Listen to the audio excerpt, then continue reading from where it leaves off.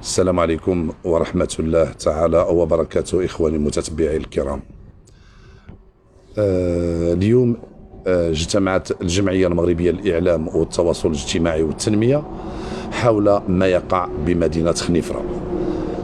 أخي المتتبع الكريم، مدينة خنيفرة اللي صبحت بؤرة من البؤر الخطيرة اللي كتعرف تزايد ديال عدد الوفيات بسبب فيروس كورونا.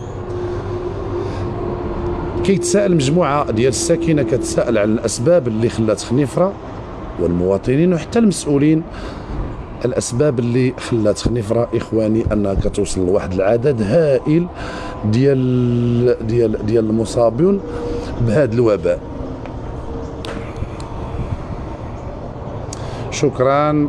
مريت شي شويه كباينه، لا راني مريت شي شويه، مازال الحمد لله في الشتوكاء بها، في نواحي الشتوكاء بها، ولكن اخواني الكرام خص تعرفوا بان وصلت عدد الوفيات باقليم خنيفره 44 واحد اللي مات لحد الساعه بالسبب ديال كوفيد كورونا.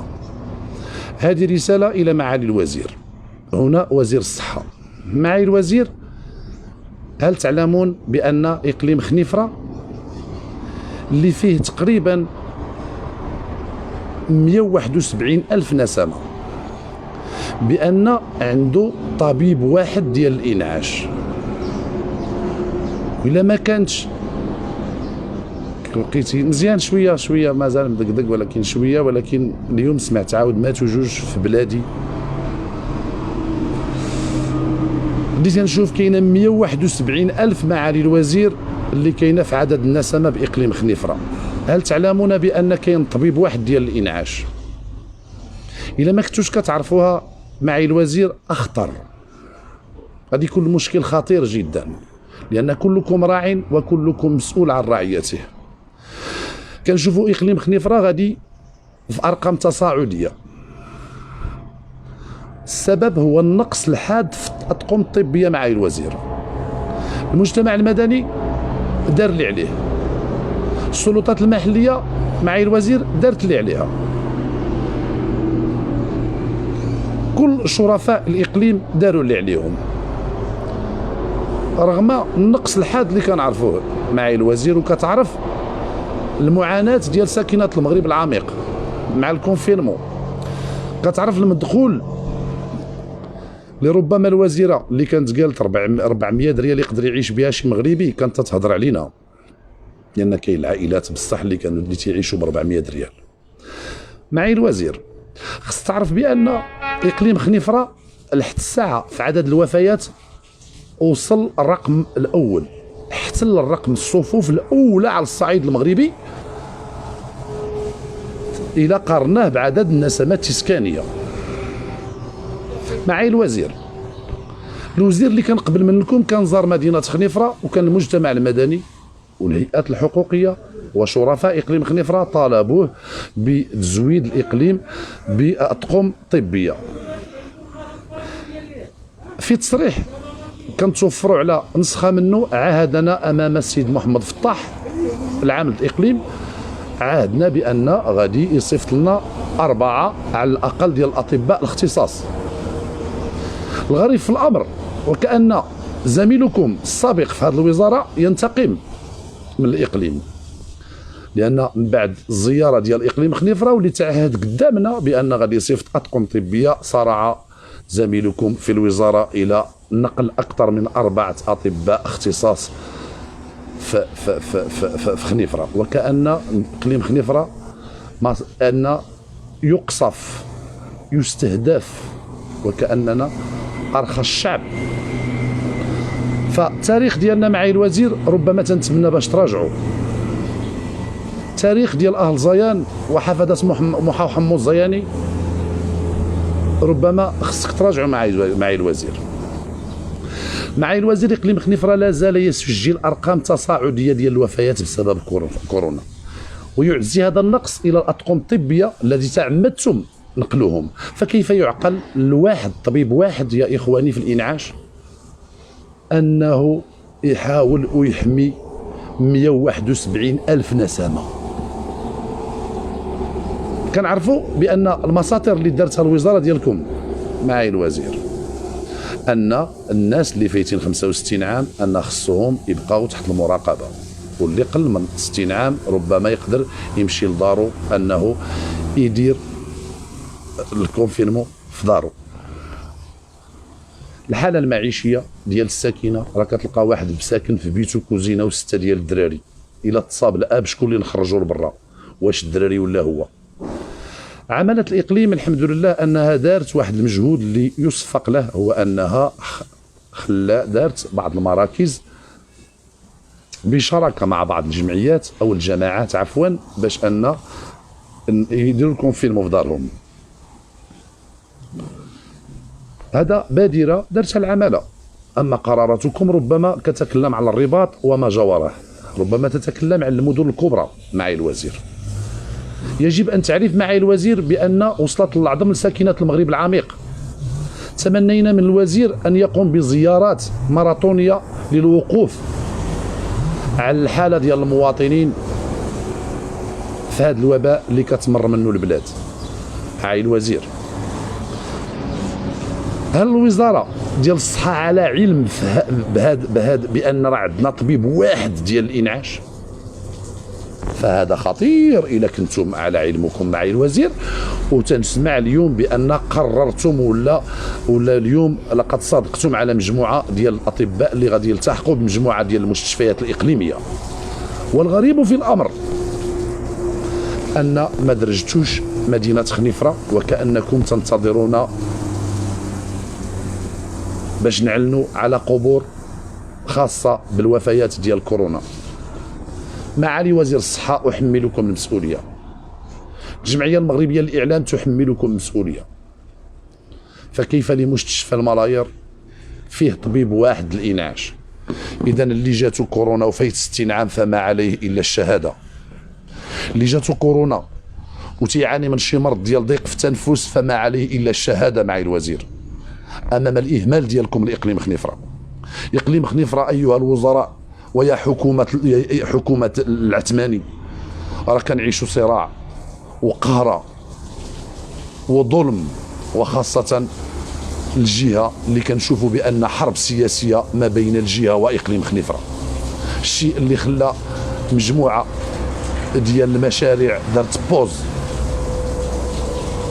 كما قالت تيما، قالت لك شوف الماء يا حميد، كاين الماء، كاين المشاريع الريع، كاين لوبيات فساد اللي عندها لا أبدية لا في الانتخابات ولا في تحمل المسؤولية. السيد رئيس الحكومة المغربي، وأنا أناشدكم من أهل سوس اللي جينا باش نتضامنوا مع هذا الروح ديال الحسين من بعد ما زرنا اختي نعيمة. اليوم كنشوفوا إقليم خنيفرة تيتكلاصا هو الأول في المغرب بعدد الإصابات إلا قارناها مع عدد النسمات. عدد النسمات في المغرب راه وصلنا في إقليم خنيفرة 4% اللي المصابة بالكورونا. شنو غادي نديروا؟ قلتوا لنا دخلنا، قلتوا لنا ما تخرجوش، ما خرجناش. قررتوا قرارات ديالكم اللي كتكلموا وكأنكم لا تعلمون ما يقع بالمغرب العميق.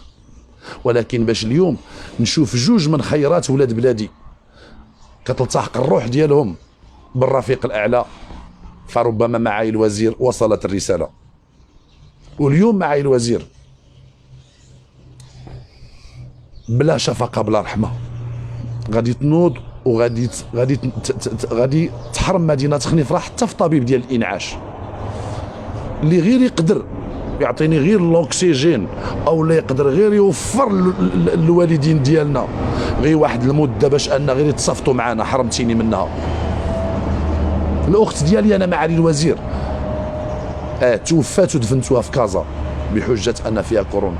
صفقنا وقبلنا وقلنا هذا المكتوب، ولكن شنا اليوم خرجتوا بقرار ديال الانتقالات ديال الاطباء ديال الاختصاص، وتنشوفوا مدينه خنيفره مازال ربما غادي تنقلوا منها.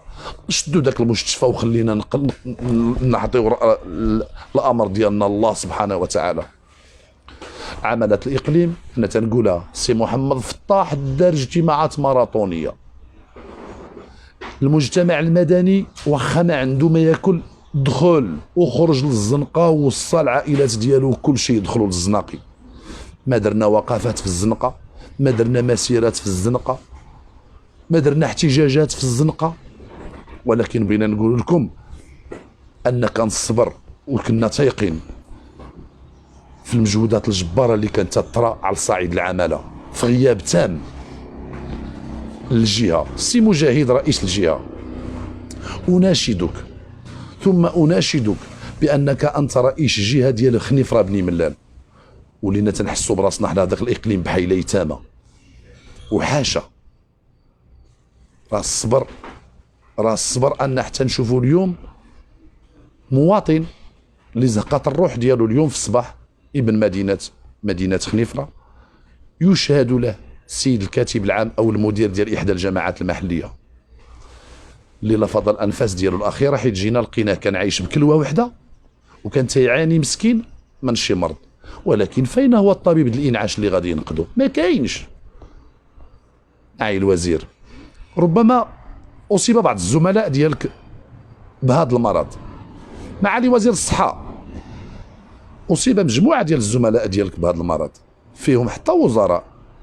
عندك تصحبوا بان هذيك الحراسه وذاك الاهتمام اللي كتلقاوه هو اللي تيتلقاو المغاربه.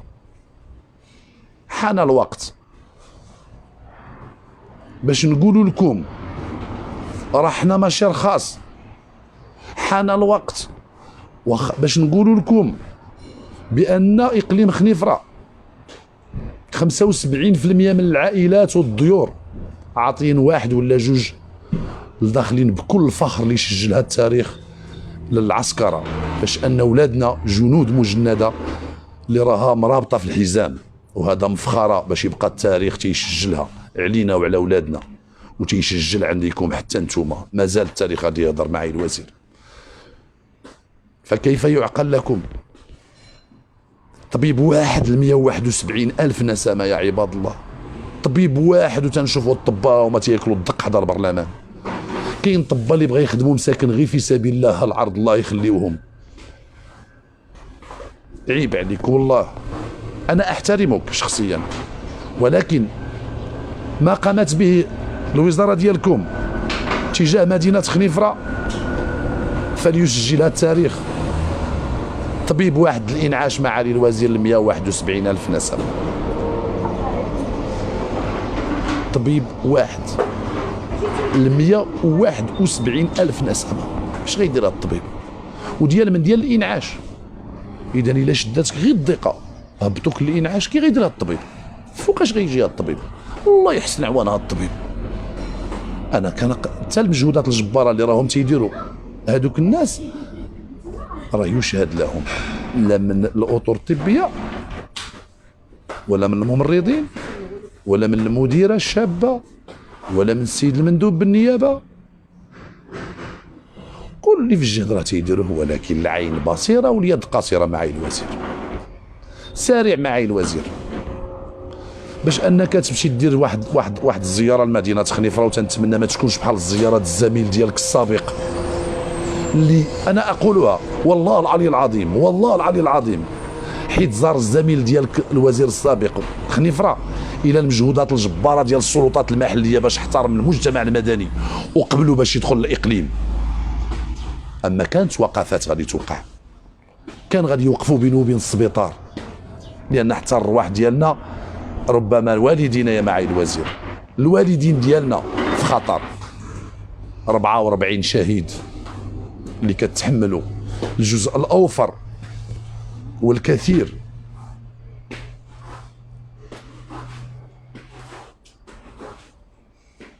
عيب.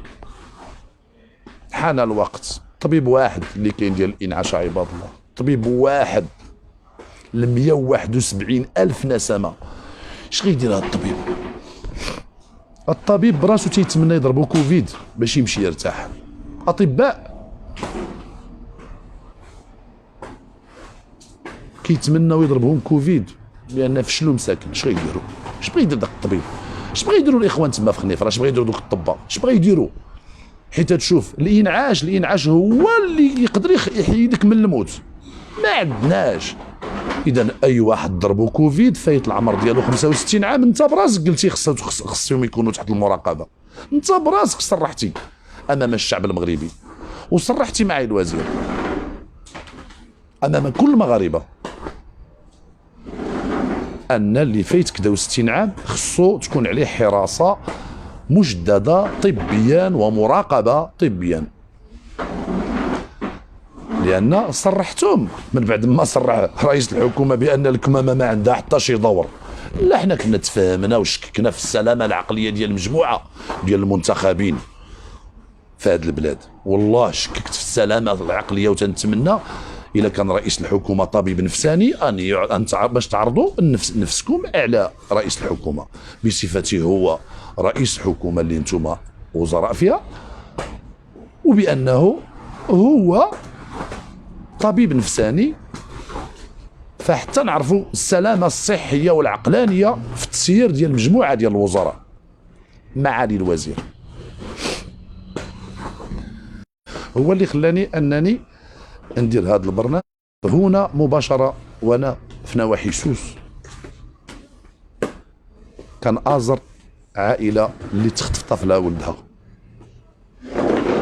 مشيت عند نعيمه، ولكن ابناء بلدتي انهم تيقول لك حميد واش زعما ما كاين ما يتقال في خنيفره؟ صدقتي انت في سوس، صدقتي انا كنعتبر المغاربه كلهم خوتي، كنعتبر المغاربه كلهم عائلتي، وخاصه ساكنه المغرب العميق. اما مدينه خنيفره فما علينا الا اننا نطالبوا باش يديروا قبور خاصه بالقتلى ديال كوفيد، لان شفنا راسنا عندنا طبيب واحد ديال الانعاش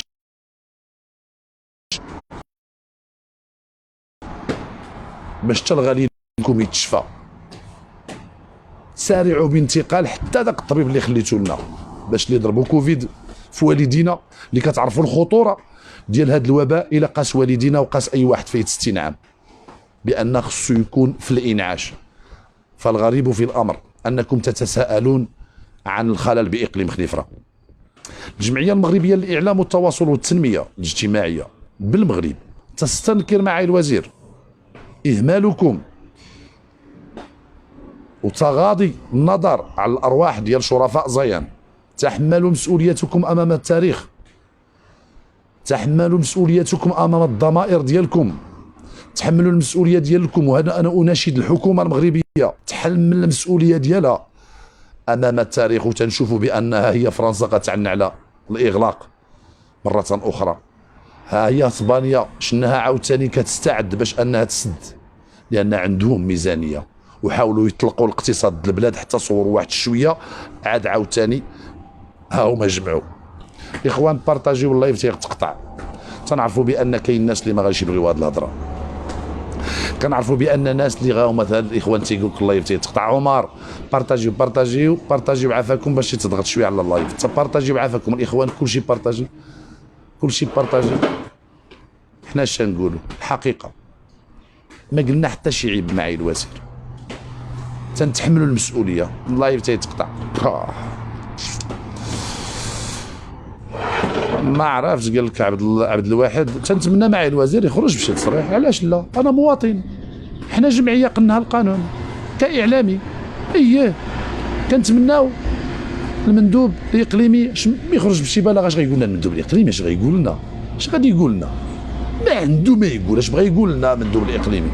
راه كنشوفوا ان الصوره ما واضحاش يا اخي واخويا، هذا ما عطى الله معه.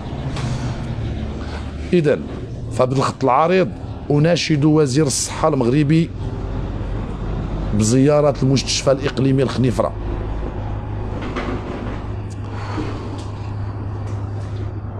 اناشدك معالي الوزير بالاسراع باش انكم تخرجوا ببيان علاش عوض باش انكم تكتفوا من الاطباء ديال الاختصاص في المستشفى الاقليمي في خنيفره. شناكم نقلتوا 4، حيت قلبنا على دوك ال4 ديال الاطباء لقيناهم ماشي اطباء ولاد الشعب، لقيناهم ماشي اطباء عاديين، لقيناهم اطباء عندهم علاقات مع بعض الاحزاب السياسيه اللي كتدعموها معالي الوزير في الانتخابات ديالكم.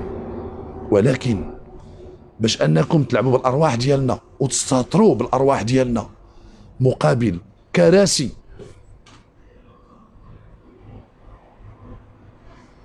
اللي ما كتجلب لكم الا الويلات من عند المغاربه، فربما الانسحاب سيكون اشرف. بشحال من واحد داز دوك الكراسات البرلمان، بشحال من واحد صفق له التاريخ، بشحال من واحد راه جلس تما ولحد الساعه مازال الاحفاد ديالو ما عندهمش حتى الوجه باش يتسراو في الزناقي. اليوم غادي يموتوا جوج، 44 واحد تموت في خنيفره. علاش؟ قولوا لنا الخلل فينا هو. جينا للمجتمع المدني دار اللي عليه، جينا للعماله دارت اللي عليها، جينا للمخازنيه لقيناهم خرجوا حتى هما مساكن الزنقه وراهم تيحاولوا باش يوقف هذا الوباء، جينا للبوليس حتى هما لقينا داروا اللي عليهم، جينا للجدارميه لقينا مساكن السدود من نهار بدا هذا الوباء وهما راه في الزناقي.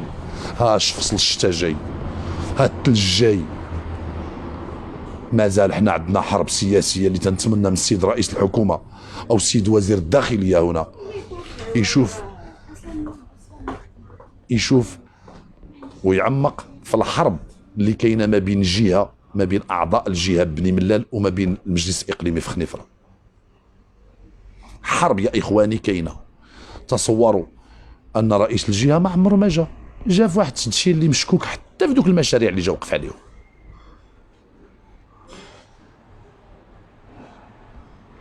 نحن على علم بان مجموعه ديال الوزراء غتزوروا خنيفره، نحن على علم ونتنبأ الزياره ديال مجموعه ديال الوزراء، ولكن ماشي دابا حتى يقربوا الانتخابات. عرفناكم غتجيو حكومه، غادي تجي مجموعه ديال الوزراء لخنيفره، لان كتعرفوا بان عندكم صناديق انتخابيه تستغل وراء الجبال ديال واحد الساكنه اللي الله عطاها القناعه والثقار وكتنبشونا نتوما. اصبح الشعب يقول الان اللهم اجعل بلدي بلدا امنا. الشعب ولا تيقول لكم انتوما الحكومه عافاكم، بغينا الامن في هذه البلاد والسلم والسلام، لان انتم تتعمدون في قراراتكم شي خطره باش ان الشعب يخرج للزنقه. تحملوا مسؤوليتكم قدام، تحملوا مسؤوليتكم امام الله وامام الضمير.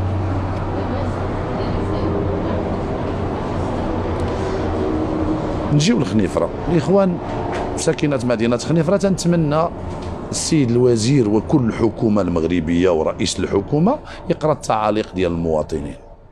قرا التعاليق، كل شيء تيبكي، كل شيء تيبكي. ها هما الاخرين. فؤاد قال كذلك جهات درعا تافلات. ماذا اعطت هذه الحكومه لهاد الناس؟ انا كنخاف ان تكون الرؤيه ديال بعض السياسيين صادقه، لان قال لك بهذا الوباء راه غادي يزيدوا عامين. لا يعطيها لكم، الله يرفع هذا البلاء، الله يرفع هذا البلاء. هذه الحقيقه. اناشدكم واناشد الحكومه المغربيه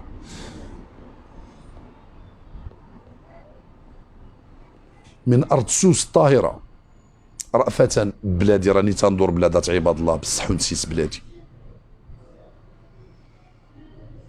راني تنزور خليت شي بلاصه في المغرب اللي ما حاولتش باش نوصل الصرخه ديالهم، ولكن ديما ما تنبغيش نكون حتى الاخوه الاعلاميين ولا خوتي المغاربه بان حميد مهتم بزاف بلاده وانسانه. هذه رساله اللي ان شاء الله اعاهدكم اننا لن نصمت مادام ان وزاره الصحه في هذا الوباء اللي كنشوفوا اخواني اللي وصل العدد 44 قتيل بسبب كورونا لحد الساعه باقليم خنيفره، واللي وصلت 4 ولا 5% ديال المصابين في كل 100 كاين 4 وخاصه في المغرب العامر. وكتعرف معي الوزير بان حتى المستوصفات ديالك برا راه الاغلبيه خاويين ما فيهم حتى واحد. اذا الفيروس راه داير خدمته عند ساكنه المغرب العميق، راه مازال تيقولوا له غير السخانه. اليوم كنشوف بان الوزاره ديالكم كتسائل اين الخلل حول ارتفاع عدد القتلى باقليم خنيفره. الخلل الا كنتوا عارفينه راه خطير، والا ما عرفتوش اخطر. فسارع يا وزير الصحة، وأنتم على مقربة من الانتخابات، باش أنك يكون عندك إن شاء الله واحد الوجه وتجي وتزور خنيفرة وتقول جيت في أيام كورونا وها شنو درت الخنيفرة. أما وزير السابق جا آخر مشروع دار دشن جناح ديال المختلين العقليين. آخر زيارة كان دار الزميل ديالكم وزير الصحة السابق أنه جا الخنيفرة ودشن مستشفى ديال المجانين، ولكن حيت بقيت نشوف ذاك النهار فاش دشن تصور مستشفى المجانين اللي جا دشن أن حتى الحاجز بين الحماق كان بجاج، حتى لي طواليت كانوا لي طواليت وكأنهم زعما تيقادوا مشروع. بغيت نهضر معاك مشروع بحال تيديروا مشروع الناس بعقلهم. ما عمرني انا ما شفت شي مستشفى، حتى مشى الوزير عاد عاوتاني داروا مارشي اخر وعاد حيدوا الجاج وداروا الكرياج. دوك الفلوس منين تيجيو؟ من هذوك التنابر ديال با وديال بان اي واحد وديال كل مواطن ولد الشعب. اما نتوما تنعرفكم بان معفيين من الاستشفاء وما كتخلصوا والو، ومن حقك علاش؟ الله اكبر. ما تطلعش في لاباج، ما عنديش كي ندير نطلع اخوتي ما تيطلعوش، الله اعلم ولا ما عرفت. اذا اخواني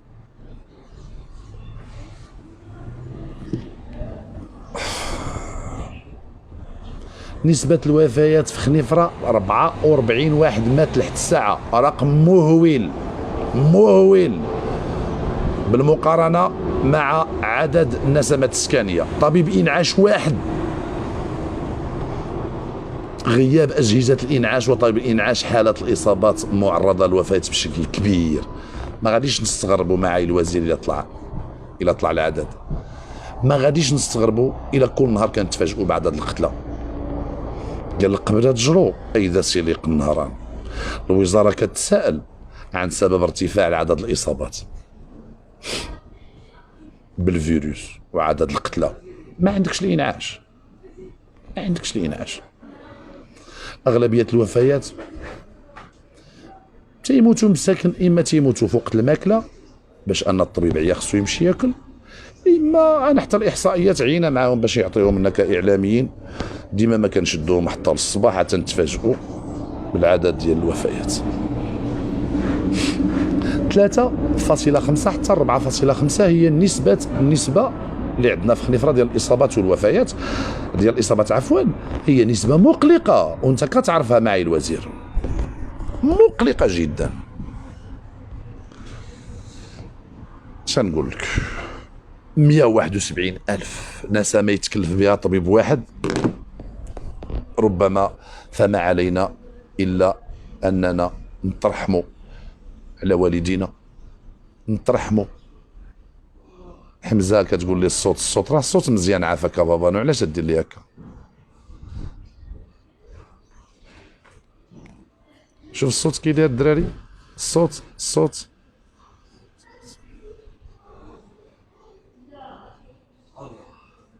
تهضر على غرفة العمليات. باش قال لك مسكين هذا ديال الايمان كتقول لك هضر على الغرفة ديال العمليات. اما كاينش طبيب التخدير، طبيب ديال الانعاش اللي هو غادي يشوف الحاله ديالك ويعتقك ويدير هكذا، لان اي واحد عنده مشكل بالتنفس او لا تيعيش مسكين عنده مشكل في الريه او لا راه غادي يموت الا ما كانش ديال الانعاش، راه غادي يموت. هذه راه عارفها الوزير والشوش. الدراري غتحاولوا تبارطاجيو هذا الفيديو وغتحاولوا كل واحد عافاكم يكتب لي اش من مدينه معاه، اش من مدينه، وبارطاجيو، لان بغينا يوصل للسيد وزير الصحه.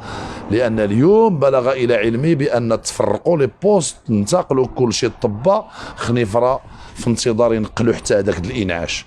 انا ما عرفتش هذاك السبيطار من النهار الاول قالوا له فلان طاح، قال لهم من الدار هو غادي مايل.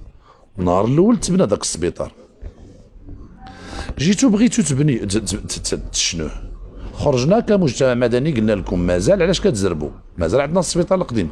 قلتوا لنا في العهد ديال الوزير ديالكم سابقا بان صاحب الجلاله غادي يزور مدينه خنيفره. وبان غادي يجي يدشن السبيطار ديالنا الكبير. صفقنا واستعدينا حتى حنا نشوفوا السيد نجا، لان العبور صاحب الجلاله ولو في شارع او ازقه هذا البلاد الحبيب راه تيربك كل الضمائر الميته، وبالتالي كتكون شويه ديال كتحركوها بعدا غير بالخلعه. قلنا غادي يجي سيدنا، حليتو السبيطار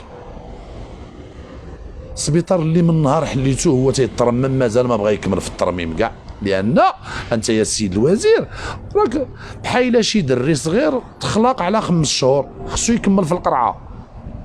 اذا السبيطار حليتوه قبل من الفتره ديالو. شوف التاريخ ديال داك السبيطار الوزير، شوف شحال د الملايير تصرفات في داك السبيطار الوزير.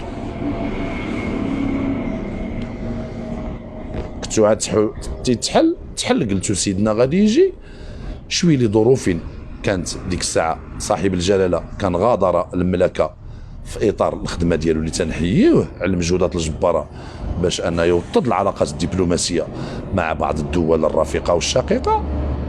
ما جا سيدنا حليتو السبيطار حتى بوخرار حاشاكم لقينا بان حتى القوادس اخوتي دايزين في وسط الكولوار، الا تقطع غير قادوس تسد خص تحفر الكولوار السبيطار كامل.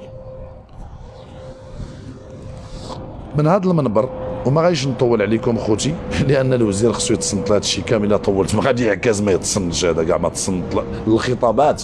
كنت تصنتي معي الوزير الخطابات الملكيه واستوعبتيها، لا زرت لا صارعت الى زياره مدينه خنيفره. كنت تصنتي معي الوزير الخطابات الملكيه وتفهمتيها، ما غادي يكون في خبارك بان عندك في خنيفره واحد الطبيب ديال الانعاش. كل نهار حنا تيموت لنا واحد. علاش اعتبر حتى انت راكي ابن مدينه خنيفره، اعتبرنا على شكون انت، منين انت معي الوزير، حط راسك حتى انت ولد البلاد. راه المغرب العميق وصلوا كوفيد، راه المغرب العميق وصلوا كوفيد عباد الله. راه ملي كتدخل هاد الخضره وهاد الخيرات اللي كتشوفوا نتوما في المدينه راه ضاربهم كوفيد ومازال تيقولوا له غاز داوله. الصبر. حنا تنقولوا للعالم بان تاج فوق الرؤوس ديالنا الملكيه الترابيه حتى واحد ما يشككنا فيها، ولكن من حقنا اننا نحاسبوكم 24 ساعه على 24 ساعه. ما قديتوش على المسؤوليه، حطوا السوارت. اذا وصل الحال اخواني، وشكرا لساكنات سوس على الاستقبال ديالهم، وشكرا لان قلت لهم عافاكم سمحوا لي عندي مشكل ببلادي. اليوم مات صديق ديالي انا، كاتب عام ديال احدى الجامعات، مات صاحب. تيتسيني على اللايف ما غاديش اللهم نخليونا نكملوا معكم اللايف. تيتسيني على من اللعيب والعار يكونوا حتى البلطاجه تكون حتى في هذا العالم الازرق ان بدا يوقفوا عليك لي لايف. فتحيه للمجتمع المغربي، تحيه للمجتمع المدني بخنيفره، شكرا لكل الجمعيات اللي راها ساهمات في هذه المحنه اللي كدوزها البلاد. كنشوفوا اوروبا كتستعد للاغلاق، بعض الدول غادي تسد. لا كتب الله تصوروا اقليم خنيفره اللي ما فيهش ولو معمل واحد ولا وزين واحد. البارح وانا تنظر هنايا في شتوكا ايتباها لقيت اخواني واحد الشركه اللي تنحييها من هذا المنبر ديال لومبالاج، لقيت فيها 75% ديال العنصر النسوي اللي خدام تما من خنيفره ومريرت. هذه رساله لمجلس الجهه. نهار قلتوا لنا جيو ترجعوا على بني ملال، قلنا لكم علاش رجعوا على بني ملال؟ قلتوا لنا ان بني ملال راه انتم بني ملال خنيفره ازيلال وخريبكا، وطمعتونا قلتوا لنا قبلوا صفقوا راه غتستافدوا حتى من الخيرات الفوسفات خريبكا. نهار جيتوا وقنعتونا باش ان خنيفره ترجع على بني ملال، كانت ازيلال هي افقر اقليم تابع للجهه. دابا افقر اقليم هو اقليم خنيفره، افقر اقليم في الجهه هو اقليم خنيفره. صراعات سياسيه. انا تنقولها للسيد مجاهد، سي مجاهد دوزتو مجموعه ديال السيارات ديال النقل المدرسي، شت نص فيهم ما عندهمش الوراق، واقفين تيبزقوا عليهم الدجاج. عيب عليكم. حتى ولادنا مشات للتعليم، مواتنا ها انتم كتفرعوهم. علاش؟ حيت ما كاينش حتى واحد ديال الانعاش تما. تنتمنى من الله سبحانه وتعالى اي واحد عائلة شي واحد في هاد الوزراء تاع الدولة يجي لخنيفرة ان شاء الله ويمرض ويعيط لنا ونوقفوا معاه وندخلوه للسبيطار ويعرف اش يوقع. كاين مجهودات جبارة انا لا اخفيها ديال المجهودات، راه مجهودات الجبارة ديال الاطقم الطبية في خنيفرة راه يشهد لها التاريخ. لان خويتو السبيطار من الاطر، خويتوه من لي كادر، خويتوه من الماتيريال. سبيطار اللي طاح من اغلى السبيطارات المستشفيات الاقليميه في المغرب.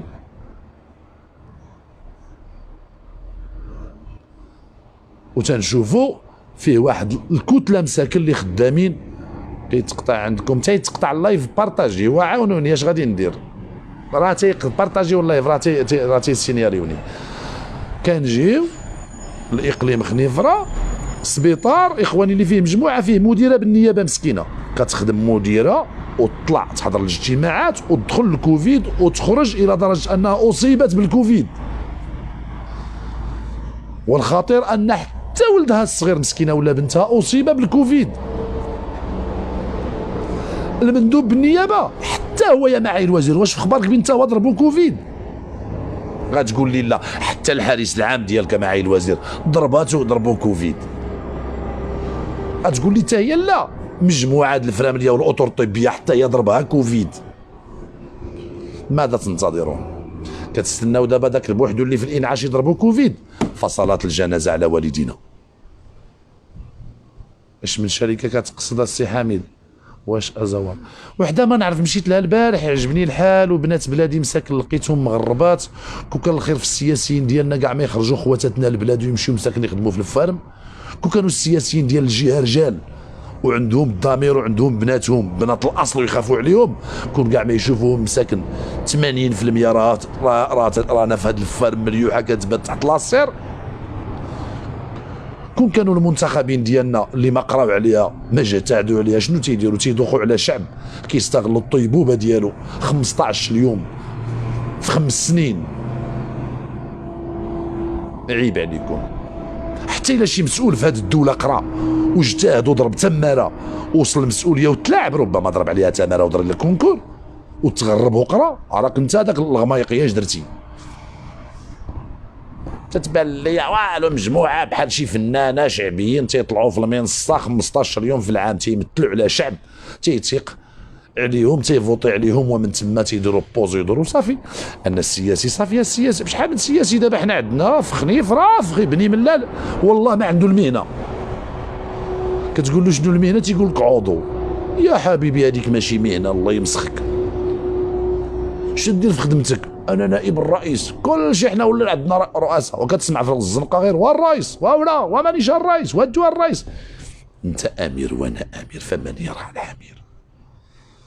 تنتمنى من كل سياسي في اقليم خنيفره وبني ملال، وهنا اقصد الجهه واعضاء الجهه ومجاهد ومن معه، مجاهد رئيس الجهه، رجاء هضروا مع راسكم في المرايه، رجاء حيت تدخلوا وتكون امام الله وسط ولادك وناعس هكا قبل ما تنعس، قول اشنو عطيت لهاد الناس، قولوا اش درت لهاد الناس، شنو بغيت الذنوب لهاد الناس اللي انا حرمتهم حتى من المعيشه باش يشوفوا والديهم. اليوم غادي يموت شاب ابن كادر ابن مدينه خنيفره، غادي يلبي نداء الله سبحانه وتعالى. البيرو ديالو ما قدروش يدخلوا حتى الرفاق ديالو اليوم. عيب عليكم والله، عيب عليكم. فلا تحسبن طربي بينكم رقصا فالطير يرقص مذبوحا بشدة الألم. ما زال عندي اجتماع مع بعض الإخوان، ما زال اليوم إن شاء الله غادي عندي واحد البرنامج حول تداعيات وحقائق الاختطاف ديال ولدنا الحسين. لالا نعيمة ما نسيناش الروح ديالها في زاكورة، لالا سعاد ما نسيناكش اختي، رغم انك راكي تحس الضغط ما غاديش نديو على هضرتك لان الله يحسن العوان. الاخوان انا صحتي ما سمحت ليش باش انني نزيد بزاف هنايا، لان البارح كانت طلعت لي لا طونسيون اللي كنت انا ما عمرني ما عرفت انا هذا المرض لا طونسيون كاع كي تيديروا له ولا كي تيعبروه، ما عرفتش حتى لقيت راسي وصلت 16 13 قال لي ما عمرني انا ما ضربتني هاد الطونسيون.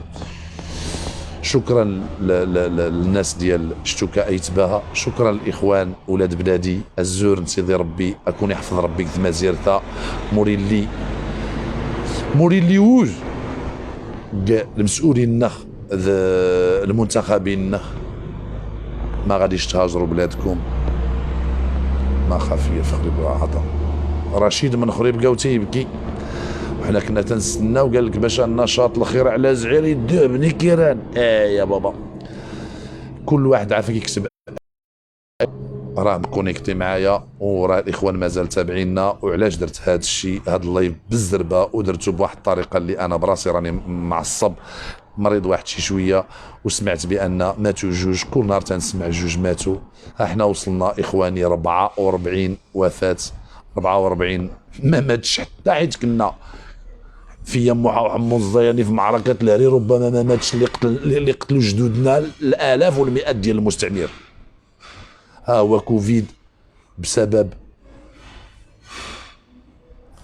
الاهمال ديال مجموعه ديال المسؤولين في الاداره المركزيه، وهنا احمل المسؤوليه الى السيد وزير الصحه المغربي. هذا بالنسبه لما يقع في الصحه. مشينا لبعض الجماعات احمل المسؤوليه الى الاخوه قضاة السجطو اللي الله يعطيكم استرجيتوا من مره وصلتوا لبعض الجماعات، شفتوا خروقات، كتبتوا خروقات، كتبناها حتى حنا في الصفحات في الجرائد، صفقنا لكم، ولكن تنشوفوا مازال تيتعتقل غير لو هذا تفوح من فمه رائحة الخمر، لو هذا الفساد، لو هذا خرج مرسته. بغينا حتى حنا نشوفوا سياسيين وراء القضبان، بغينا نشوفوا وزراء وراء القضبان، بغينا نشوفوا مسؤولين وراء القضبان، باش حتى الشعب يشفى الغليل ديالو.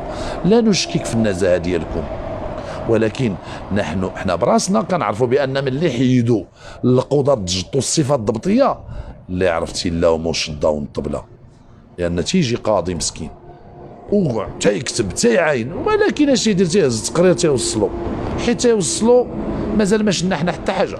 شفنا الثمره ديال دوك القضاة، شنا الثمره ديالهم طلعوا مساكن الجبال، شنا الثمره ديالهم وصلوا عينوا خروقات وصوروها وداروا تقارير ديال 100 صفحه 200 صفحه.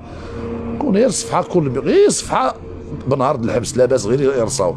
كاين الجماعه ديال اجل ما مازكزه مازال غادي نرجع لها بالصوت والصوره، واحد التقرير اللي تعتبر اسود في التاريخ داروه قضاة جدو حول ما يقع في هذيك الجماعه. احنا على ابواب فصل الشتاء، نحن على ابواب فصل الثلوج، نحن على ابواب مره اخرى قضيه صوضو غريبه تصوض نثداش موالانينا ثحانوت. احنا على ابواب تساقطات الثلوج. فين كسيد وزير التجهيز؟ شنو درتو؟ واش وجدتو لهاد لافاك فروه؟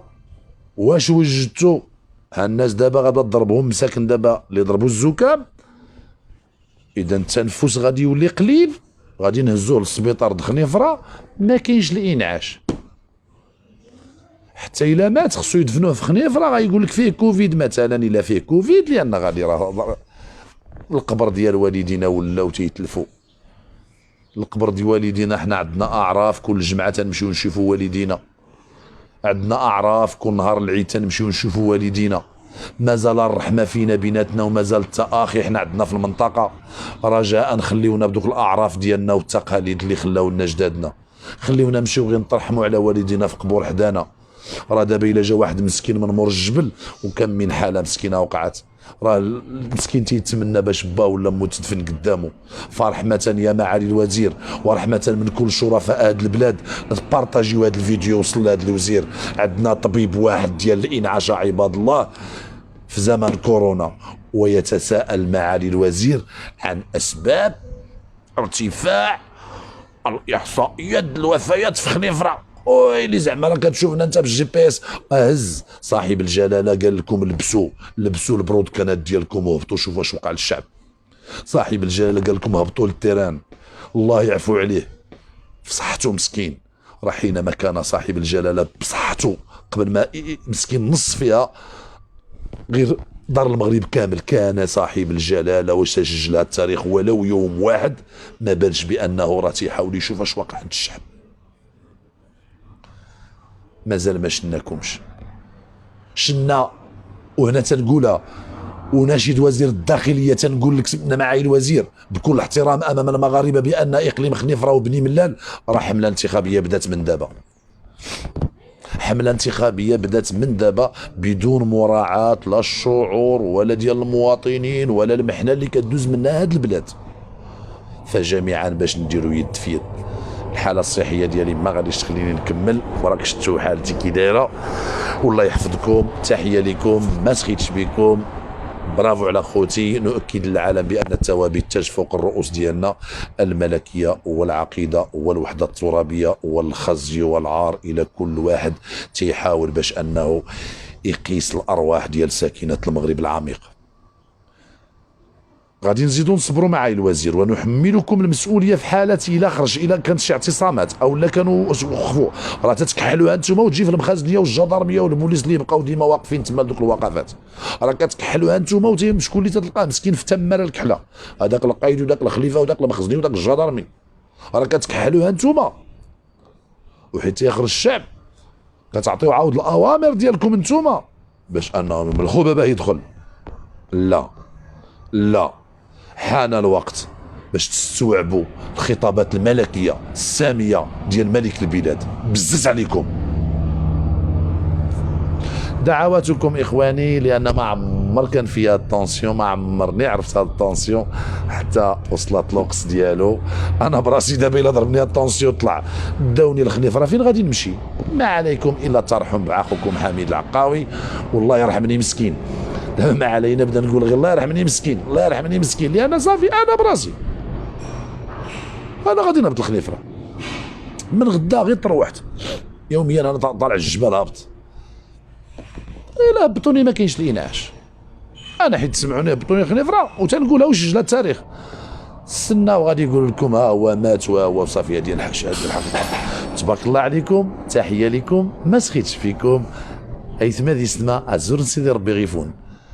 أكون يعاون ربي دعوات الله سبحانه وتعالى ديال سي ربي الوبايا.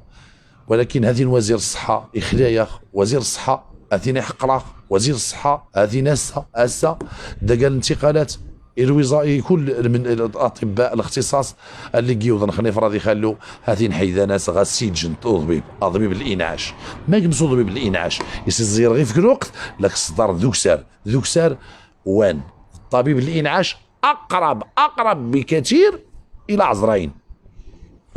صافي راه وعد كتكون باش تلفظ الالفاظ باش بغي دوك في لي جيرجونس مساكن. يا بابا انا عمر كتسولني انا على الحسين، اشوف راه امي غادي تموت واختي غادي تموت وانا غادي نموت. يا بابا انا تنهضر بارطاجيو حتى نتوما تعاونوا معايا ببلادي. نديروا يد في يد، ما نبقاوش حنا دوك المغاربه ديال حميد راه ما تيتقاضى حتى ريال على هذا الشيء. حميد تيتحدى جميع الاجهزه انني تنشد ريال، ولا عمر شي واحد دار لي ريال د المازوت. الله يعطيكم الستر. عندنا الحمد لله خوتنا ولاد الشعب اللي غير الدعم ديالهم المعنوي والشهاده ديالهم والتعاليق ديالهم اننا غادي نستمروا. الغايه كلنا باش نشوفوا هذا المغرب عباد الله. واش هذا المغرب زعما ما فيهش الخيرات؟ فيه الخيرات اللي ما كايناش في اي دوله. علاش؟ لان منذ سنين وحكومات تتوافد وتتوالى التسيير تاع هذه البلاد، واللي جا كان تلقاو راه تيشفر. انا لا اعمم، تحيه للشرفاء. اللي جا تيقطع، اللي جا شي تيبني الفرب، شي تيهرب الفلوس، شي ما نعرف تيخربق، ومازال الخيرات في هذه البلاد. اذا كون يوقفوا هاد الناس غير 5 سنين يديروا عقلهم، والله تنقلعوا تقليعه وحده. تبارك الله عليكم، ما سخيتش بكم، دعواتكم حتى انا قرات انا الدعوات ديالكم. يلا كل شيء يدعي وتبارك الله عليكم. نمشي راه كاين الاخوان تيستناونا. بالنسبه للحسين، اللغز المحير، الحسين نتمناو الحاسه السادسه ان الحسين ان شاء الله راه مازال حي اللي بان ليا، وتنتمناوها ودعيو تنتوما باش ان الحسين يكون مازال حي.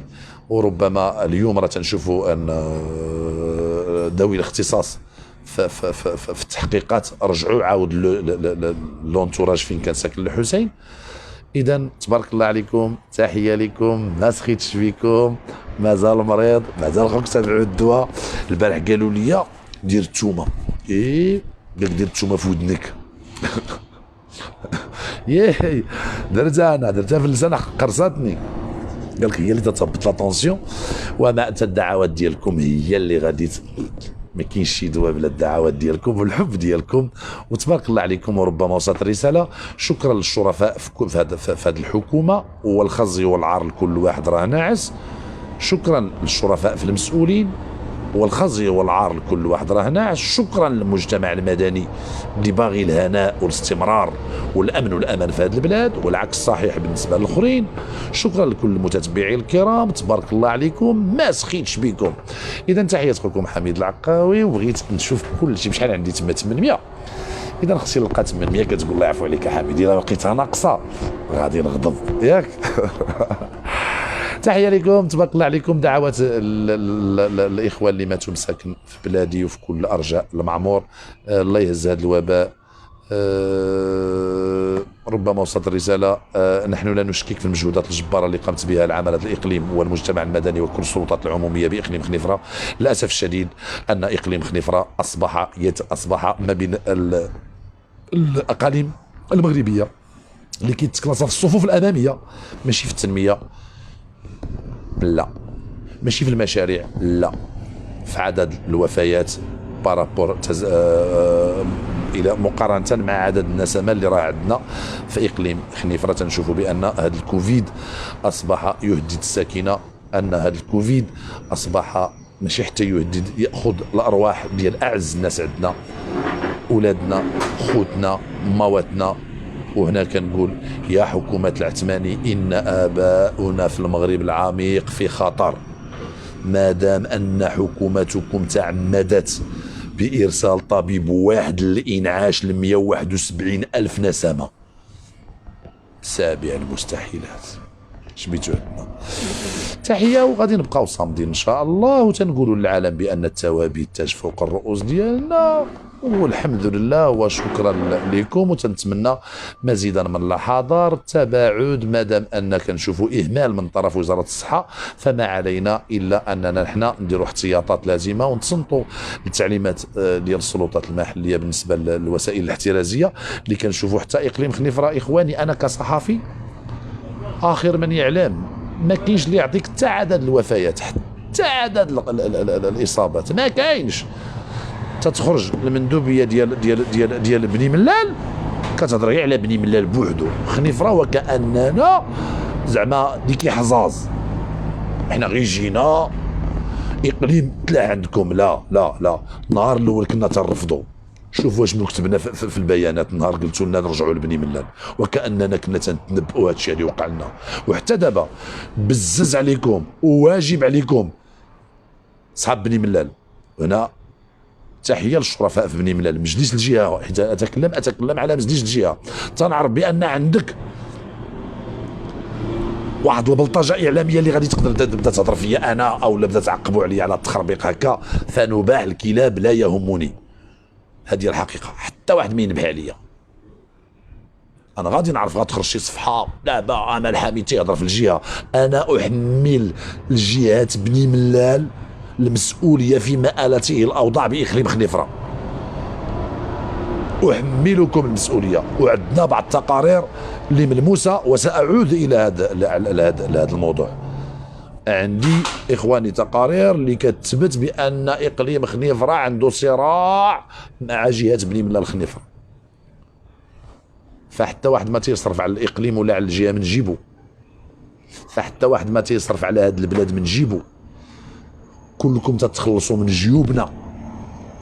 مازال ما شفنا شي واحد فيكم اللي غادي يجي ويشد المسؤوليه ويقول لك ما بغيت حتى حاجه. وزير ديالكم عاد دابا ديال لوال، وزير ديالكم غير قلنا لهم المعاشات وبقى بشي هضره زنقاويه وشي هضره شعباويه، لا بقى بغى يحماق كاع. شنو التصريح ديال هذاك الوزير ولا ليكس وزير ولا شي ديال هذاك الشعب تحركوا. الشعب المغربي فايق وعايق. عندكم الزهر، علاش؟ تيحشم على اعراضه، تيحشم على الاستمرار ديال الامن والامان في هذه البلاد، تيحشم ما تيبغيش بلادو تقاس. اما الاغلبيه ديالكم تنعرفوا بان عندهم الدوبل ناسيوناليتي، فلا خير اترجى من اي مسؤول عنده دوبل ناسيوناليتي، لا خير اترجى من اي مسؤول كيما بغى يكون عنده الدوبل ناسيوناليتي. وشكيك في الوطنيه ديال اي واحد مشى يتعمد يدير الدوبل ناسيوناليتي ويجي دابا باش يحكمني انا او لا يدخل الحكومه او لا يقرر. كيفاش عنده جوج الجنسيات، جنسيه برا وجنسيه هنا، وتلقى انا يصفق في قرارات اللي الشعب كله تيقول ويلي كي داروا لها هادو. فتنتمنى اعاده النظر حتى في القانون ديال تشريع الانتخابات. عنده واحد عنده جوج جنسيات، علاش دير رجل هنا ورجل ليه؟ وتتجي وتلقاه وزير يسير وزاره اللي راها من الاعمده ديال هذه البلاد. انا كان ما عرفتش هاد الاحزاب السياسيه اللي كتعطي هاد الحقائب الوزاريه لهاد الناس اللي عندهم جوج ديال الجنسيات. البيليكي سعيد علاوي برافو عليك، وزير البيليكي. ما بغينا لا فلوس، ما بغينا حتى حاجه دابا، تقارنا بغينا غير الارواح ديال ولادنا الصغار بعدوا منها على ارض الله، لان هما اللي غادي يستمروا ان شاء الله وغادي يكونوا جنود ان شاء الله ديال مولاي الحسن. الله يعطيكم الستر. ولادنا راهم في عار هذه الحكومه ويسجل لها التاريخ. مواتنا راهم في خطر، مادام ان وزاره الصحه تنشوف بان تتعمد باش انتقالات ديال مجموعه ديال الاطباء ذوي الاختصاص. والاخطر والخطير ان الانعاش اللي يقدر يخرجك من ديك المحنه كوفيد اللي كيقولها كاع العالم، تلقاو انكم تعمدتم باش انكم ديروا انتقال المجموعه ديال ذوي الاختصاص وتخليوا واحد في اقليم خنيفره ل 171 الف نسمه، فحسبي الله ونعم الوكيل. تبارك الله عليكم خوتي، ما سخيتش بكم، الف تحيه لكم. كل واحد يكتب لي اش من مدينه، وما هي رسالتك الى الحكومه المغربيه، وما هي رسالتك الى السيد وزير الصحه، وما هي رسالتك يا اخي الى كل مسؤول في هذه البلاد. الله يخرج العاقبه بخير. انا تنقولها بشحال من مسؤول، ربما بدا تقلب على فلتات اللسان. انا اقول راه الا بغيت تصيفطني للحبس راه ساهله، الا بغيت تعقدني راه ساهله، راه جوج خطوط ديالك وجوج كذبات غتصيفطني للحبس. ولكن رجاء شوف بعض الوزراء راهم دازوا فيا من البصري كيتلات لولادهم، فرحمة بالابناء ديالكم ما بداش تنتقموا من ناحيه نمشيو ونقولوا شي كلمات حق، غير رأفة بولادك. وهذا ليس بخوف، بل نصيحه الى كل مسؤول او لا منتخب في هذه البلاد تيحاول يقلب على فلتات اللسان. مثلا حميد جالس تيهضر، تقدر انا بلا ما نفلد واش زعما ندير فلتات اللسان عاد تصيفطني للحبس، راه تصيفطني واخا ما نديرهاش كاع صافي. انا ما تنقول هذه الحقيقه، ولكن رحمه بولادكم. وشوف مجموعه ديال الوزراء واعرفهم بالاسماء واعرف ابنائهم واعرف كيف تلات لولادهم، فرحمه بالابناء ديالكم حيت نقول لكم شي حاجه حاولوا الله يعطيكم الستر تعتبرونا حتى حنا ولادكم، ومن حقنا اننا باش نهضروا معكم ونناقشوا، وخاصه حتى توصل للارواح ديال الوالدين ديالنا. شكرا للشرفاء في هذه البلاد، شكرا لكل واحد ساهم في هذه الدوله مع هذه الدوله في هذه المحنه اللي تنعيشوا، شكرا للجاليه المغربيه المقيمه بارض المهجر، شكرا للاخوان اللي راهم على باقه الحوار والتعليقات، شكرا لكل مسؤول انه عود ما يتصنتش يقول حامد، لا تصنتش يكتبوا في لي كومونتير لان ما حاس بالمزود غير اللي مدقوق به.